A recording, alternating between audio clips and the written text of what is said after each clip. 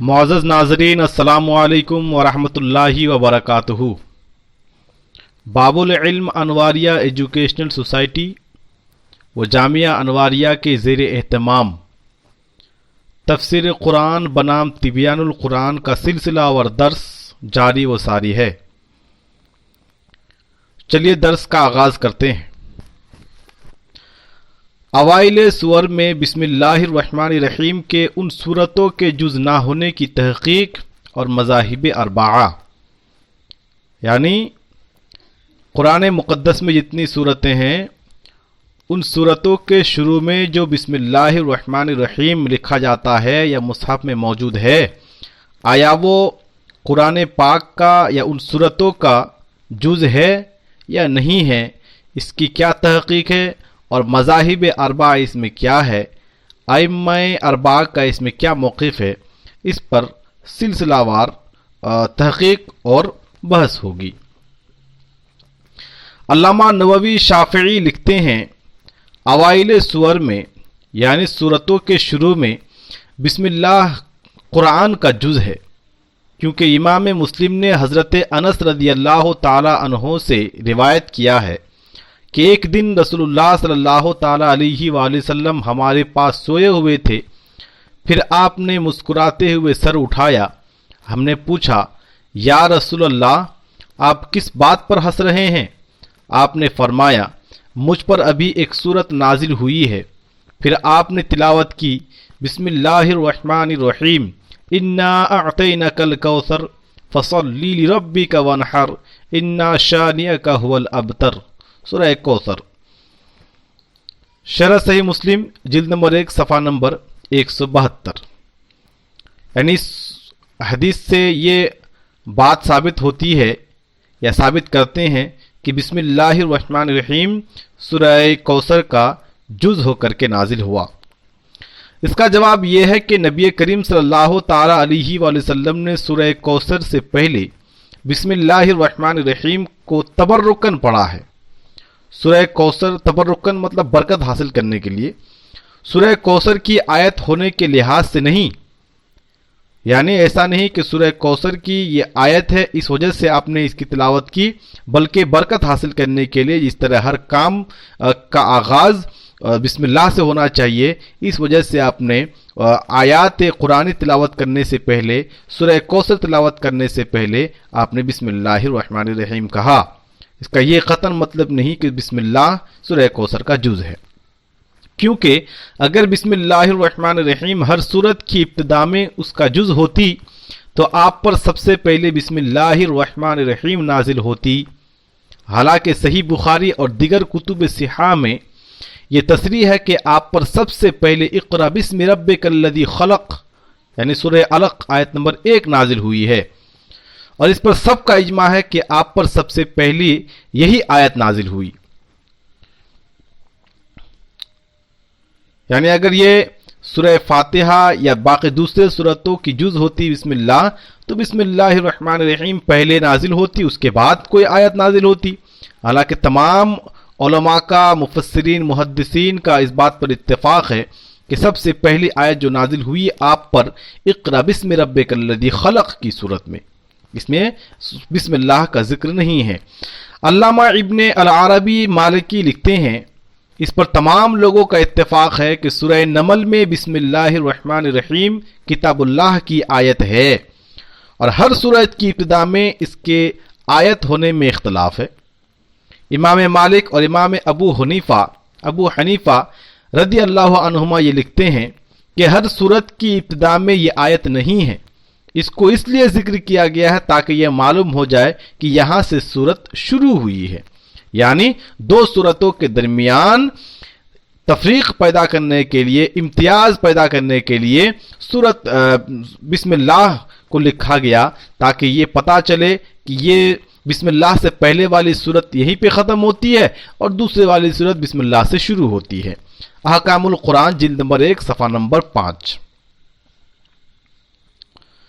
علامہ ابو الحسن مرداوی حنبلی لکھتے ہیں اس میں کسی کا اختلاف نہیں ہے کہ سورہ فاتحہ کے سوا ہر سورت کے اول میں بسم اللہ اس سورت کا جز نہیں ہے۔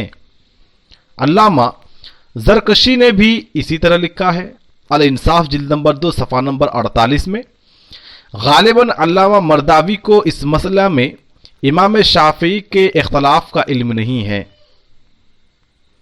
علامہ ابو بکر رازی حنفی لکھتے ہیں اس میں اختلاف ہے کہ آیا اوائل سور میں یعنی سورتوں کے شروع میں بسم اللہ الرحمن الرحیم ان سورتوں کی ایک آیت ہے یا نہیں۔ ہمارے نزدیک ہر سورت کے اول میں جو بسم اللہ الرحمن الرحیم ہے وہ اس سورت کی آیت نہیں ہے، کیونکہ اس سورت کے ساتھ بسم اللہ کو جہرن نہیں پڑھا جاتا۔ نیز جب یہ سورہ فاتحہ کی جز نہیں ہے تو اسی طرح باقی سورتوں کی بھی جز نہیں ہے، کیونکہ یہ کسی کا قول نہیں ہے کہ یہ سورہ فاتحہ کی جز نہیں ہے اور باقی سورتوں کی جز ہے۔ اور امام شافعی کا یہ قول ہے کہ ہر سورت سے پہلے بسم اللہ الرحمن الرحیم اس سورت کی ایک آیت ہے، اور ان سے پہلے یہ قول کسی نے نہیں کیا۔ اس سے پہلے صرف یہ اختلاف تھا کہ یہ سورہ فاتحہ کی جز ہے یا نہیں۔ اوائل سور سے پہلے بسم اللہ الرحمن الرحیم کے جز ہونے کے یہ دلائل ہیں۔ حضرت ابن عباس رضی اللہ تعالی عنہما بیان کرتے ہیں کہ میں نے حضرت عثمان بن عفان رضی اللہ تعالی عنہ سے پوچھا اس کا کیا سبب ہے کہ آپ نے سورہ توبہ اور سورہ انفال کو 7 بڑی سورتوں میں رکھا ہے اور آپ نے ان 2 سورتوں کے درمیان بسم اللہ الرحمن الرحیم نہیں لکھی؟ حضرت عثمان نے کہا جب نبی کریم صلی اللہ تعالی علیہ وسلم پر کئی آیت نازل ہوتی تو آپ کسی لکھنے والے کو بلاتے اور فرماتے اس آیت کو فلاں صورت میں رکھو، اور جب آپ پر 1 یا 2 آیتیں نازل ہوتی تب بھی آپ اسی طرح فرماتے۔ سورہ انفال اس وقت نازل ہوئی جب آپ شروع مدینہ میں آئے تھے، اور سورہ توبہ قرآن کی آخری سورتوں میں سے ہے، اور سورہ انفال کا مضمون سورہ توبہ کے مضمون کے مشابہ تھا، تو میں نے یہ گمان کیا کہ یہ اس کے ساتھ لاحق ہے، اس لیے میں نے ان دونوں کو 7 بڑی سورتوں میں رکھا اور ان کے درمیان بسم اللہ الرحمن الرحیم کی سطر نہیں لکھی۔ اس حدیث میں حضرت عثمان رضی اللہ تعالی عنہ نے یہ تصریح کی ہے کہ بسم اللہ الرحمن الرحیم کسی سورت کا جز نہیں ہے، اور وہ سورت سے پہلے بسم اللہ کو صرف 2 سورتوں کے درمیان فصل کے لیے لکھتے تھے۔ نیز اگر ہر سورت سے پہلے بسم اللہ اس سورت کا جز ہوتی تو نبی کریم صلی اللہ تعالی علیہ وسلم کے بتلانے سے ہر شخص کو اس کا علم ہوتا، جیسا کہ دوسری آیات کا سب کو بغیر کسی نزاع کے علم ہے۔ دوسری دلیل یہ حدیث ہے۔ حضرت ابو ہریرہ رضی اللہ تعالی عنہ بیان کرتے ہیں کہ نبی کریم صلی اللہ تعالی علیہ وآلہ وسلم نے فرمایا قرآن میں ایک سورت کی 30 آیتیں ہیں جو اپنے پڑھنے والے کی شفاعت کرتی رہے گی حتیٰ کہ اس کی مغفرت کر دی جائے۔ وہ سورت ہے تبارک الذی بیدہ الملک، اور تمام قراء وغیرہ کا اس بات پر اتفاق ہے کہ سورہ تبارک الذی میں بسم اللہ الرحمن الرحیم کے علاوہ 30 آیتیں ہیں۔ اگر بسم اللہ اس سورت کا جز ہو تو اس سورت کی 31 آیتیں بن جائیں گی، اور یہ نبی کریم صلی اللہ تعالی علیہ وآلہ وسلم کی اس حدیث کے خلاف ہے۔ بہت ہی اچھی دلیل۔ تیسری دلیل یہ ہے کہ تمام قراء اور فقہا کا اس بات پر اتفاق ہے کہ سورہ کوثر کی 3 اور سورہ اخلاص کی 4 آیتیں ہیں۔ اگر بسم اللہ کو ان سورتوں کا جز مانا جائے تو پھر ان کی آیتوں کی تعداد 4 اور 5 ہو جائیں گی، اور یہ ان کے اتفاق کے خلاف ہے۔ یہ نقطہ احکام القرآن جلد نمبر 1 صفحہ نمبر 9 اور 11 میں مذکور ہے۔ نماز میں بسم اللہ پڑھنے کے متعلق مذاہب 4، نماز میں کب پڑھیں گے، پڑھنا ضروری ہے یا نہیں ہے یا سنت ہے، اس میں ائمہ 4 کا کیا موقف ہے۔ لکھتے ہیں علامہ ابو بکر رازی حنفی لکھتے ہیں امام ابو حنیفہ، امام محمد، امام ظفر اور امام شافعی یہ کہتے ہیں کہ نماز میں اعوذ باللہ کے بعد سورہ توبہ سے پہلے بسم اللہ پڑھی جائے، اور اس میں اختلاف ہے کہ آیا ہر رکعت میں بسم اللہ پڑھی جائے یا نہیں۔ اسی طرح سورت سے پہلے بسم اللہ پڑھی جائے یا نہیں۔ امام ابو یوسف نے امام ابو حنیفہ سے روایت کیا ہے کہ ہر رکعت میں ایک مرتبہ سورہ فاتحہ سے پہلے بسم اللہ پڑھیں، اور امام ابو حنیفہ اور امام ابو یوسف کے نزدیک سورت سے پہلے ضم سورت سے پہلے 2 بار بسم اللہ نہ پڑھیں۔ اور امام محمد اور حسن بن زیاد نے امام ابو حنیفہ سے یہ روایت کیا ہے کہ جب پہلی رکعت میں قرأت سے پہلے بسم اللہ پڑھ لی جائے تو اب اس نماز میں سلام پھیرنے تک اس پر بسم اللہ پڑھنے کا حکم نہیں ہے، اور اگر اس نے ہر سورت کے ساتھ بسم اللہ پڑھ لی تو مستحسن ہے۔ حسن بن زیاد نے کہا اگر وہ مسبوق ہے تو اس کی پہلی رکعت میں اس پر بسم اللہ پڑھنا ضروری نہیں ہے، کیونکہ امام پہلی رکعت میں بسم اللہ پڑھ چکا ہے۔ مسبوق وہ شخص جس کی 1 یا 2 رکعت یا کچھ رکعتیں چھوٹ گئی ہو، اب وہ دوبارہ اگر نماز ادا کرنے کے لیے جو باقی ماندہ رکعتیں ہیں اس کو پوری کرنے کے لیے کھڑا ہوتا ہے، ایسے میں بسم اللہ پڑھنا اس پر ضروری نہیں ہے، کیونکہ امام پہلی رکعت میں بسم اللہ پڑھ چکا ہوتا ہے اور امام کی قرأت اس کی قرأت ہے، یعنی مقتدی کی قرأت ہے۔ امام مالک بن انس نے یہ کہا ہے کہ فرض نماز میں بسم اللہ کو آہستہ پڑھے، نہ بلند آواز سے، اور نفل میں اس کو اختیار ہے، اگر چاہے تو پڑھے اور اگر چاہے تو ترک کر دے۔ اور ہمارے نزدیک تمام نمازوں میں بسم اللہ پڑھے، کیونکہ حضرت ام سلمہ اور حضرت ابو ہریرہ رضی اللہ تعالی عنہما سے روایت ہے کہ نبی کریم صلی اللہ تعالی علیہ وسلم نماز میں پڑھتے تھے بسم اللہ الرحمن الرحیم الحمدللہ رب العالمین۔ اور حضرت انس بن مالک رضی اللہ تعالی عنہ بیان کرتے ہیں کہ میں نے نبی کریم صلی اللہ تعالی علیہ وسلم، حضرت ابو بکر، حضرت عمر اور حضرت عثمان رضی اللہ تعالی عنہم کے اقتداء نماز پڑھی، وہ پست آواز سے بسم اللہ پڑھتے تھے، اور بعض روایات میں ہے کہ وہ جہرن بسم اللہ نہیں پڑھتے تھے۔ احکام القرآن جلد نمبر 1 صفحہ نمبر 13-14۔ امام شافعی کے نزدیک چونکہ ہر سورت کے اول میں بسم اللہ اس سورت کا جز ہے، اس لیے اس کے نزدیک ہر رکعت میں سورہ فاتحہ اور سورت سے پہلے بسم اللہ پڑھی جائے گی۔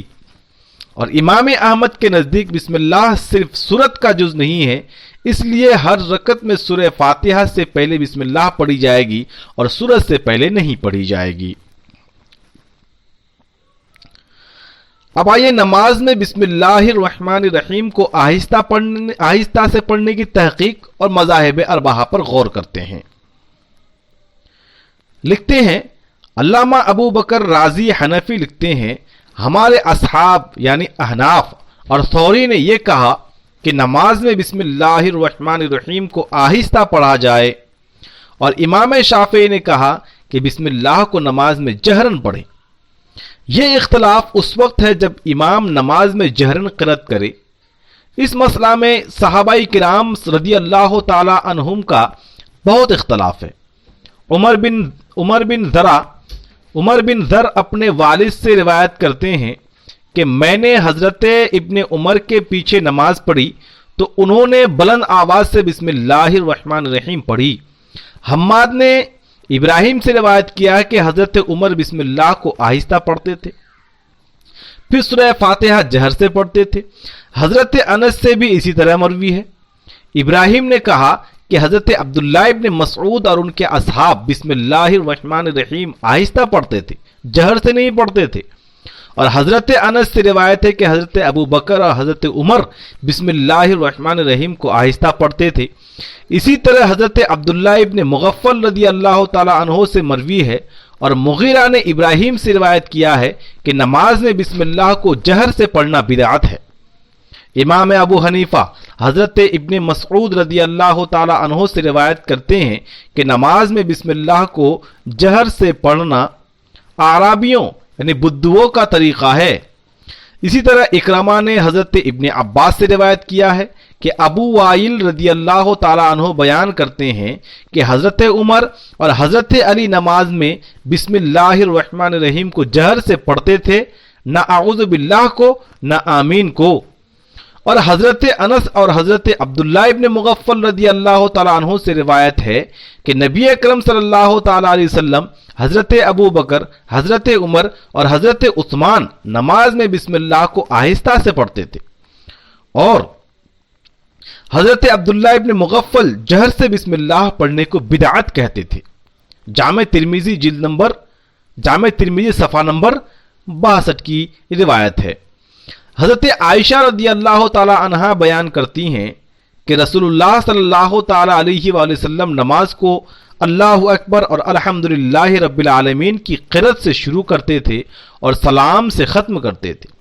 حضرت عبداللہ ابن مسعود رضی اللہ تعالی عنہ بیان کرتے ہیں کہ رسول اللہ صلی اللہ تعالی علیہ وسلم نے کسی فرض نماز میں بسم اللہ الرحمن الرحیم کو جہرن نہیں پڑھا، نہ حضرت ابو بکر نے نہ حضرت عمر نے۔ احکام القرآن جلد نمبر 1 صفحہ نمبر 16-17۔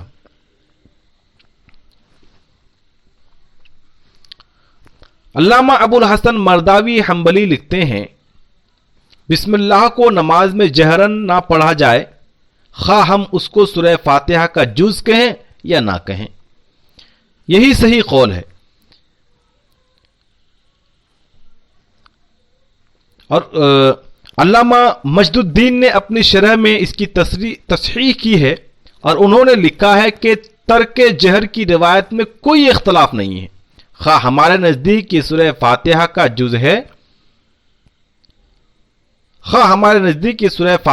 جز ہے، ابن حمدان، ابن تمیم، ابن جوزی اور زرکشی وغیرہ نے اس کی تصریح کی ہے اور اس قول کو مقدم رکھا ہے، اور یہی جمہور کا موقف بھی ہے۔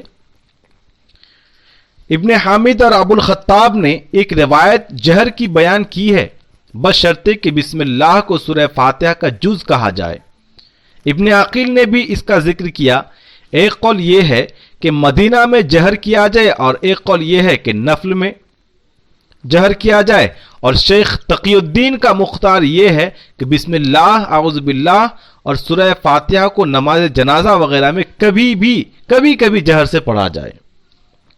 سورہ فاتحہ کو نماز جنازہ وغیرہ میں کبھی جہر سے پڑھا جائے۔ الانصاف جلد نمبر 2 صفحہ نمبر 48-49۔ علامہ نووی شافعی لکھتے ہیں، سنت یہ ہے کہ جہری نماز میں سورہ فاتحہ اور اس کے بعد کی سورت سے پہلے بسم اللہ الرحمن الرحیم کو جہرن پڑھا جائے۔ شرح مسلم جلد نمبر 1 صفحہ نمبر 348۔ علامہ ابن رشد مالکی لکھتے ہیں، امام مالک نے فرض نماز میں بسم اللہ پڑھنے سے منع کیا ہے، خواہ جہری نماز ہو یا سری۔ سورہ فاتحہ سے پہلے بسم اللہ پڑھے، نہ اس کے بعد والی سورت سے پہلے، اور نفل نماز میں جائز ہے۔ بدایت المجتہد جلد نمبر 1 صفحہ نمبر 89۔ خلاصہ یہ ہے کہ امام شافعی کے نزدیک جہری نماز میں سورہ فاتحہ اور بعد کی سورت سے پہلے بسم اللہ کو جہرن پڑھے، اور امام ابو حنیفہ اور امام احمد کے نزدیک جہری نماز میں سورہ فاتحہ سے پہلے بسم اللہ کو آہستہ پڑھے، اور امام مالک کے نزدیک فرض نماز میں مطلقاً بسم اللہ نہ پڑھے۔ بسم اللہ الرحمن الرحیم کے احکام شرعیہ اور مسائل۔ علامہ سید احمد طحطاوی رضی اللہ تعالی عنہ بسم اللہ الرحمن الرحیم کے احکام شرعیہ کے بیان میں لکھتے ہیں، نمبر 1، ذبح کرتے وقت، شکار کی طرف تیر پھینکتے وقت اور شکاری کتا چھوڑتے وقت بسم اللہ پڑھنا واجب ہے۔ البحر الرائق میں لکھا ہے کہ بسم اللہ کہنا ضروری نہیں ہے، صرف اللہ کا نام لینا شرط ہے، اور بعض کتابوں میں ہے الرحمن الرحیم نہ کہے، صرف بسم اللہ کہے، کیونکہ ذبح کے وقت رحمت کا ذکر مناسب نہیں ہے۔ 2، کنیا میں لکھا ہے کہ ہر رکعت میں بسم اللہ الرحمن الرحیم پڑھنا واجب ہے، اور اس کے ترک سے سجدہ سہو کرنا لازم ہے، لیکن زیادہ صحیح یہ ہے کہ یہ سنت ہے۔ 3، وضو کی ابتدا میں بسم اللہ الرحمن الرحیم پڑھنا سنت ہے، استنجا سے پہلے اور بعد بھی، لیکن حالت استنجا اور محل نجاست میں نہ پڑھے، یعنی جہاں نجاست ہو وہاں نہ پڑھے، اور استنجا کرتے وقت نہ پڑھے بلکہ استنجا کرنے سے پہلے ہی پڑھ لے اور اس جگہ داخل ہونے سے پہلے۔ اگر وضو کے شروع میں بسم اللہ پڑھنا بھول گیا تو دوران وضو جب بھی یاد آئے بسم اللہ پڑھ لے۔ وضو کے اول میں بسم اللہ الرحمن الرحیم پڑھنا سنت ہے اور درمیان میں پڑھنا مستحب ہے۔ 4، کھانے کی ابتدا میں بسم اللہ الرحمن الرحیم پڑھنا سنت ہے، اگر بھول گیا تو درمیان میں پڑھنا بھی سنت ہے، اور درمیان میں یوں پڑھے بسم اللہ اولہ و آخرہ۔ 5، سورہ فاتحہ کے بعد دوسری سورت سے پہلے بسم اللہ پڑھنا مستحب ہے، خواہ نماز سری ہو یا جہری۔ سری مطلب آہستہ سے پڑھے جیسے کہ ظہر اور عصر، اور جہری کا مطلب قرأت زور زور سے پڑھے اس طرح کے مغرب عشاء اور فجر میں۔ نمبر 6، کسی کتاب کے شروع میں اور ہر نیک اور اہم کام کے شروع میں بسم اللہ پڑھنا مستحب ہے۔ نمبر 7، قرآن مجید کی تلاوت سے پہلے اعوذ باللہ کے بعد بسم اللہ پڑھنا مستحب ہے۔ مشتبہ چیز کھاتے وقت بسم اللہ الرحمن الرحیم پڑھنا مکروہ ہے۔ جمہور کے نزدیک تمباکو نوشی کے وقت بھی بسم اللہ پڑھنا مکروہ ہے۔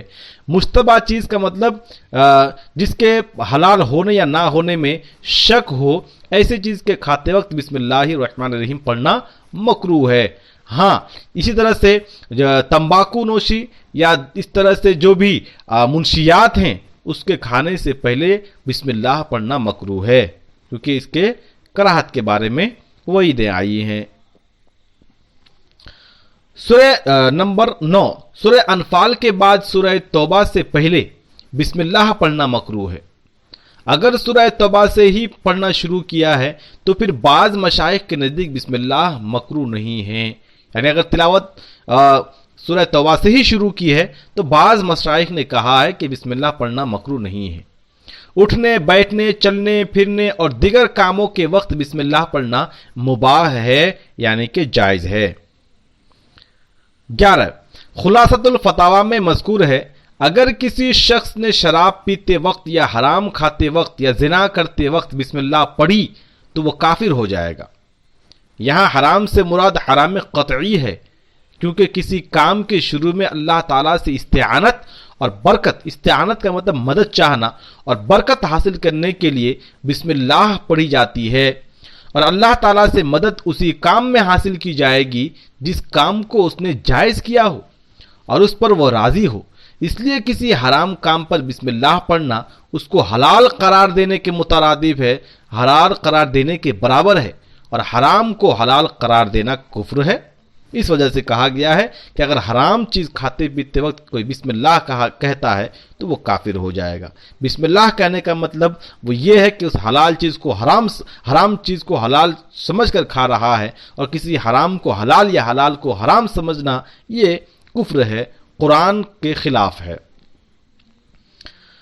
جنبی نمبر 12، جنبی اور حائض کے لیے بطور قرآن بسم اللہ الرحمن الرحیم پڑھنا حرام ہے، یعنی اگر جو جنبی ہے جس پر غسل فرض ہے نا، تو وہ اگر قرآن کو تلاوت کے طور پر پڑھے، ایسے میں اس کے لیے پڑھنا حرام ہے۔ البتہ بطور ذکر اور برکت حاصل کرنے کے لیے پڑھنا جائز ہے۔ حاشیۃ الطحطاوی علی در مختار، جلد نمبر 1، صفحہ نمبر 5-6۔ اللہ تعالیٰ اور انبیاء علیہم الصلاۃ والسلام کے اسماء لکھنے اور پڑھنے کے آداب۔ علامہ سید احمد طحطاوی لکھتے ہیں، فصول میں مذکور ہے جو شخص اللہ تعالیٰ کے ناموں میں سے کوئی نام سنے اس پر اللہ تعالیٰ کی تعظیم کرنا واجب ہے، مثلا عز و جل، جل مجدہ یا تبارک و تعالیٰ کہے۔ اور بعض کتابوں میں ہے کہ جب اللہ تعالیٰ کا نام لکھے تو اس کے ساتھ کوئی تعظیمی کلمہ مثلا عز و جل لکھے۔ اسی طرح نبی کریم صلی اللہ تعالیٰ علیہ وسلم پر صلاۃ و سلام پڑھنے کی حفاظت کرے اور بار بار پڑھنے سے نہ اکتائے۔ اگر اصل کتاب میں صلاۃ و سلام نہ ہو تو خود زبان سے پڑھے۔ اسی طرح صحابہ کرام کے ناموں کے ساتھ رضی اللہ عنہ اور علماء کے اسماء کے ساتھ رحمہ اللہ لکھے اور پڑھے، اور صرف صلاۃ یا سلام پر اختصار کرنا مکروہ ہے۔ مثلا مسکین نے لکھا ہے یہ مکروہ ہے،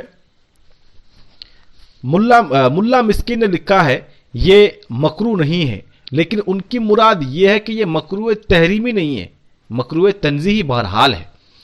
اسی طرح لکھتے وقت رمز اور اشارہ سے صلاۃ و سلام اور رضی اللہ عنہ لکھنا، مثلا سواد یا سلام یا رے اور ضاد لکھنا مکروہ ہے۔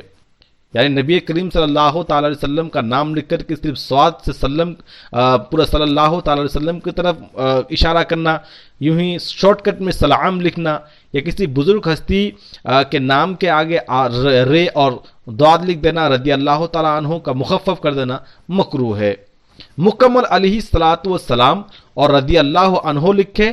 تاتار خانیہ کے بعض مقامات پر لکھا ہے کہ جس نے علیہ السلام کو حمزہ اور میم کے ساتھ لکھا وہ کافر ہو جائے گا، یعنی علیہ السلام کو حمزہ اور میم کے ساتھ لکھا وہ کافر ہو جائے گا، کیونکہ یہ تخفیف ہے، اور انبیاء علیہم الصلاۃ والسلام کی تخفیف کفر ہے، یعنی کہ ان کے نام کے سامنے اگر درود کا بھی آپ نے مخفف کیا، تخفیف کی، تو علماء لکھتے ہیں کہ یہ کفر ہے۔ کیوں؟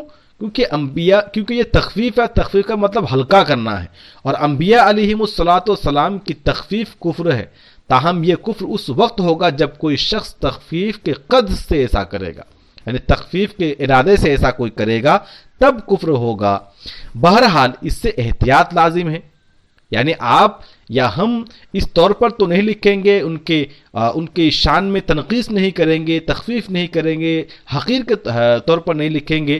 بہرحال ایسا کرنے سے جو حقارت کے نظر سے لکھے گا وہ کفر ہو جائے گا۔ تو اتنے بڑے معاملات کی طرف ہمیں جانا ہی نہیں ہے، ہمیں رضی اللہ تعالیٰ عنہ مکمل لکھنا ہے، علیہ الصلاۃ والسلام مکمل لکھنا ہے، جب بھی اللہ کا نام آئے تو عز و جل تبارک و تعالیٰ لکھنا ہے۔